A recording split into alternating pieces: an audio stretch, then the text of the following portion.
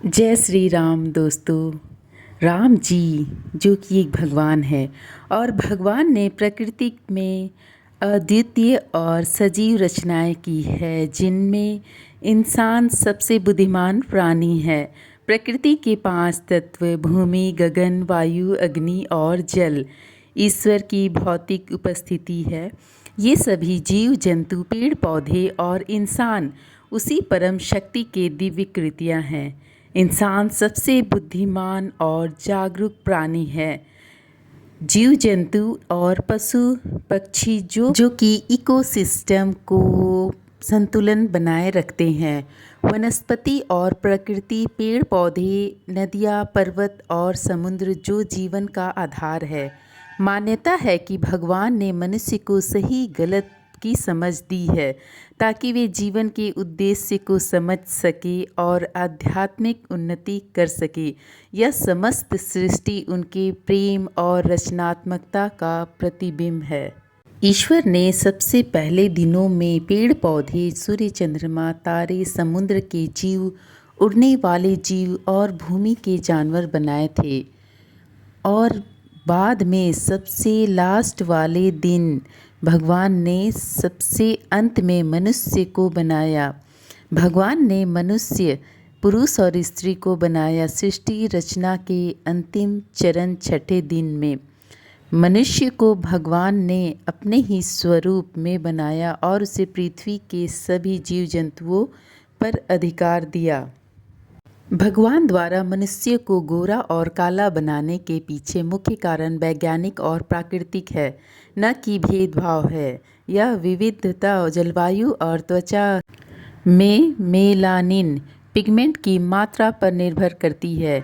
जिन क्षेत्रों में धूप तेज होती है वहाँ सूर्य की हानिकारक किरणें से त्वचा की रक्षा के लिए शरीर अधिक मेलानिन बनाता है, जिससे रंग गहरा और हो जाता है।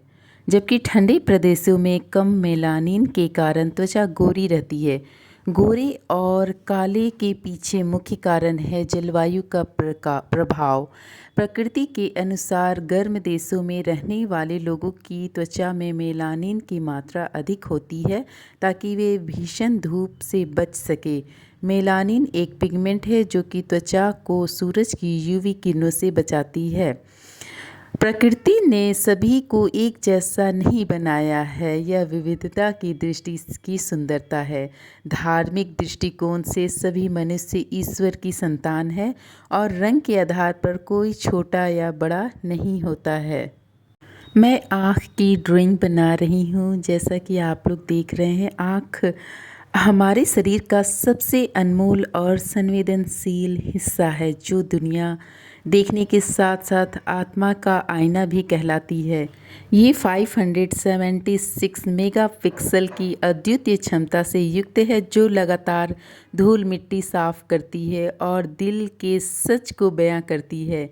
आँखों से आप प्रेम, करुणा और सच्चाई का पाठ सीख सकते हैं। सच्चाई का आईना जिन लोगों की आंखें बात बात पर भर आती है वे कमज़ोर नहीं बल्कि दिल के सच्चे होते हैं। आंखें सिर्फ दुनिया नहीं देखती, यह इस बात पर निर्भर करता है कि जब आप किस नज़रिए से देखते हैं। हर स्थिति में सकारात्मकता खोजना ही असली दृष्टिकोण है। जैसे आँखें फोकस करती है वैसे ही जीवन के लक्ष्य पर ध्यान केंद्रित करना जरूरी होता है, तभी सफलता मिलती है। आँखें 1 मिनट में लगभग 17 बार झपकती है जो यह सिखाता है कि सक्रिय रहने के लिए थोड़ा विराम भी जरूरी है। धूल मिट्टी के बावजूद आँखें खुद को साफ कर लेती है। यह सिखाता है कि मुश्किलों के बाद खुद को संभालना जरूरी है। जैसे रेटिना पर स्पष्ट छवि बनती है वैसे ही जीवन में स्पष्ट सोच ही आगे बढ़ने की रास्ता दिखाती है। आँखों की भाषा में बहुत कुछ छिपा होता है। सामने वाले के जज्बातों को समझना सहानुभूति सिखाता है। लगातार कंप्यूटर या फ़ोन स्क्रीन देखने पर 5 मिनट का ब्रेक ले। आँखों को रगड़ने से बचे। पौष्टिक आहार और योग से दृष्टि को बेहतर बनाए। आँखों की रियलिस्टिक ड्राइंग बनाने के लिए एक बादाम के आकार का शेप बनाएं, फिर पुतली और उसके बीच में काला प्यूपिल ड्रॉ करें। मुख्य रूप से HB पेंसिल से आउटलाइन और 2B, 4B, 6B से शेडिंग करें। गहराई दिखाने के लिए डार्क शेडेड 6B, 8B का उपयोग करें। हाइलाइट्स के लिए रबड़ और ब्लेंडिंग के लिए टिश्यू का इस्तेमाल आप कर सकते हैं। स्केचिंग के लिए HB, 2B, 4B और 6B, 8B, 10B। गहरी शेडिंग के लिए सामान्य इरेज़र और बारीक हाइलाइट्स के लिए mechanical eraser. Blending stamp, tissue paper या रुई शेडिंग को स्मूथ बनाने के लिए मैं यहाँ पेंसिल ली हूँ और मेरे पास इरेज़र जो है वो पेंसिल का है, तो मैं उसके ब्रश से इसकी शेडिंग और ब्लेंडिंग कर रही हूँ। मैं इसमें कॉटन का यूज़ बिल्कुल नहीं की हूँ। कॉटन का यूज़ करने से शॉर्ट्स का बहुत ही अच्छा लुक आएगा। अच्छी क्वालिटी का ड्राइंग पेपर बहुत ही मायने रखता है किसी भी ड्राइंग को बनाने के लिए। आँख के पुतली में गहराई और पलकों के आसपास परछाई दिखाने के लिए अलग अलग पेंसिल का उपयोग करते हैं। आँख में जान डालने के लिए पुतली पर एक छोटा सा सफ़ेद हिस्सा छोड़ देते हैं।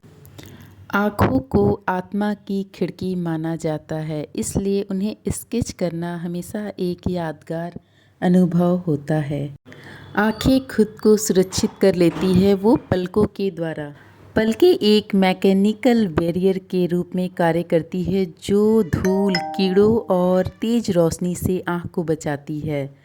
पलक झपकना, ब्लिंकिंग। जब पलकें झपकती है तो आंसुओं की आँख की सतह पर फैलती है, जिससे आँखें नमी युक्त रहती है और गंदगी साफ होती है। आंसू आँखों की सतह को चिकना रखते हैं और ऑक्सीजन और पोषण तत्व प्रदान करते हैं और किसी भी विदेशी कण को धोकर बाहर निकाल देते हैं। यह एक संवेदनशील बालों की एक परत होती है, पलकें जो धूल और मलबे को सीधे आँख में जाने से रोकती है।